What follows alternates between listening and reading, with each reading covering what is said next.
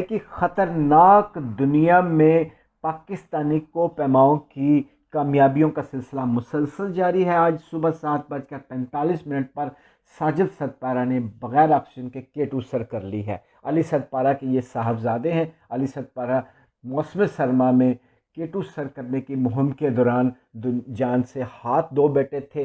साजिद सतपारा जो हैं आज K2 से वापसी पर बॉटल नेक का जो मुकाम है और वहाँ से 300 मीटर नीचे खाई में अली सतपारा का जस्द खाकी नज़र आ रहा है। उनके साथ उनके दो साथी जान स्नोरी और निजात पबलू की लाशें भी नज़र आ रही हैं। वापसी के इस सफ़र में साजिद सतपारा जो हैं वो अपने वालिद और उनके साथियों की डेड बॉडीज़ को रिकवर करने के लिए कोशिश करेंगे, इस मिशन का आगाज़ करेंगे।